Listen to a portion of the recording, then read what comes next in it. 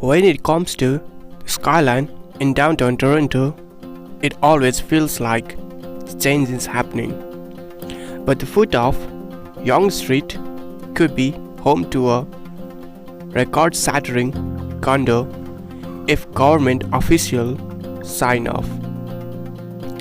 City of Toronto staff are currently reviewing a proposal that could see the approved 95-story SkyTower be extended another 10-story, which if given the go-ahead would become the Canada's tallest building at the first that's more than 100 stories.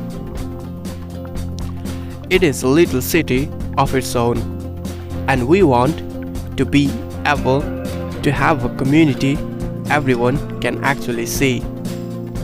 Anson Kwok, Vice President of Sales and Marketing at Pinnacle International, recently told City News. While not a literal city, it certainly could be viewed that way from the ground. In the end, Kwok said there will be 3 residential towers and 3 office towers with 5 million square feet of space.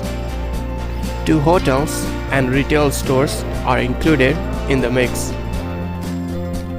He described Pinnacle One Yonge as a master-planned community. Nothing that will be amenities such as 50,000 square foot community center, a walking track, a children's play area, and a dog run. There will also be the typical condo amenities too.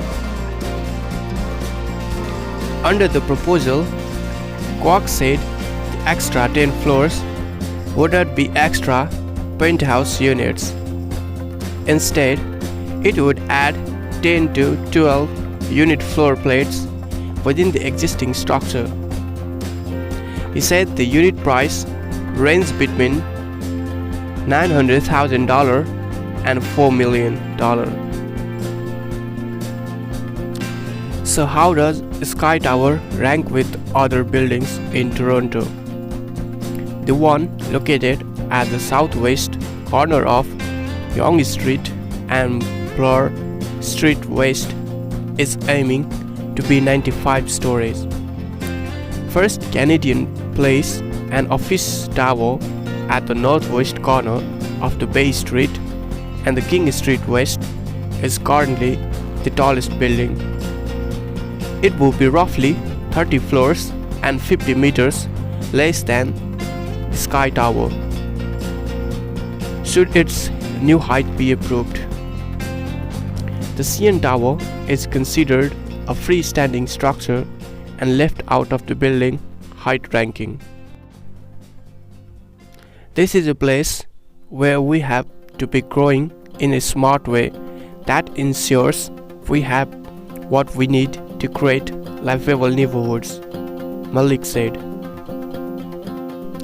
A huge priority for me and the conversation that I was having is to make sure that the community infrastructure, the hard and the social infrastructure, is keeping pace with the growth that we are seeing in our downtown neighborhoods, and this is an opportunity for us to be able to continue to get the assurance that we have that, especially in the location where this building is.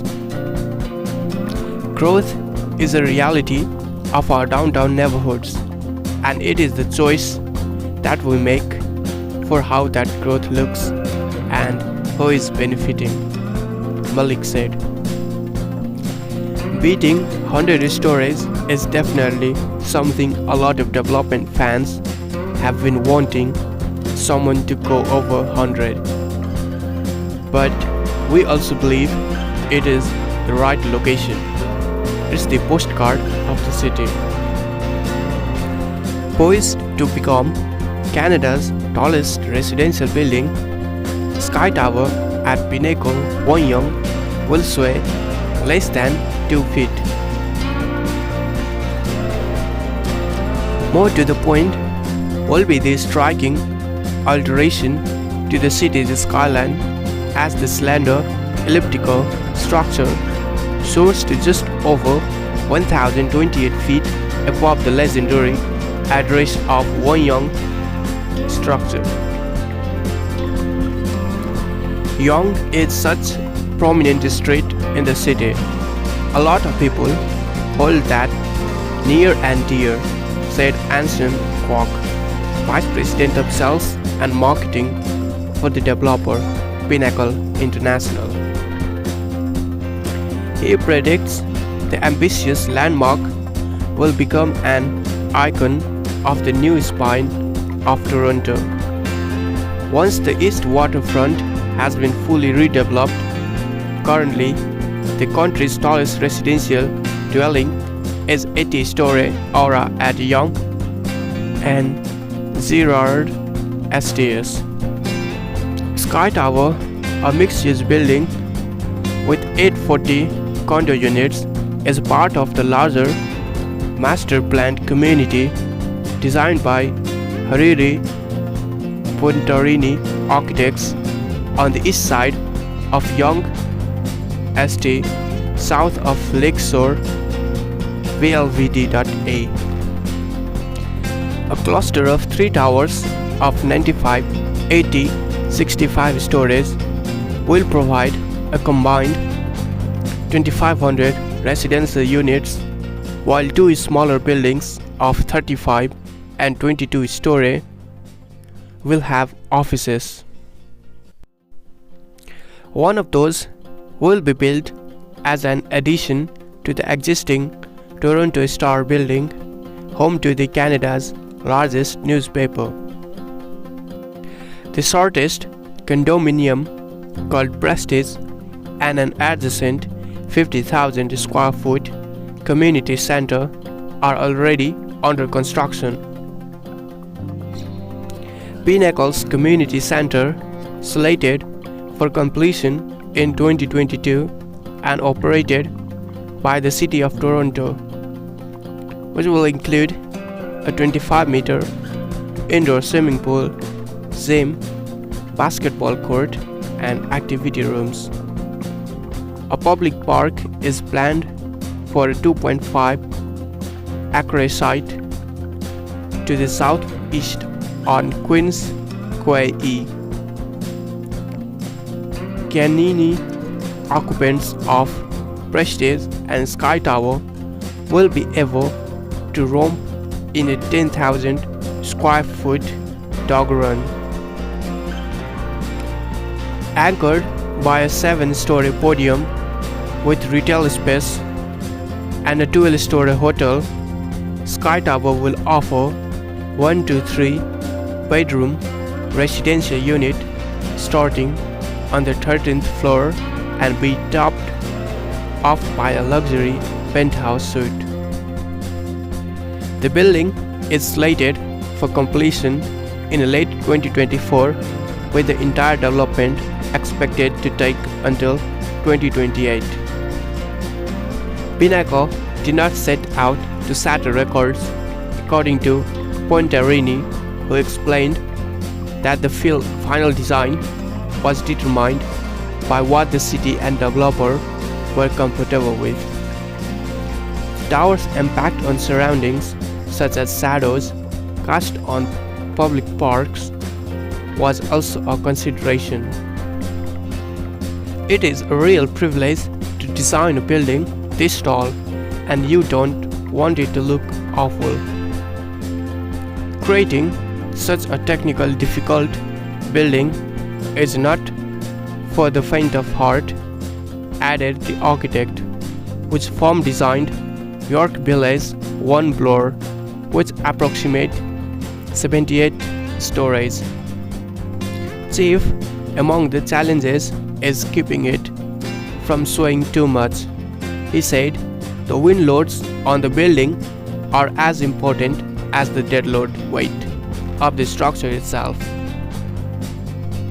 Part of the design process involves traced-in wind tunnels. To counteract sway, the top of the SkyTower will be equipped with a termed mass damper, a mechanical device the size of a small room consisting of large weights that slide on bearings, he explained. Glass that can handle wind pressure and solar heat gains will be used on the building's exterior.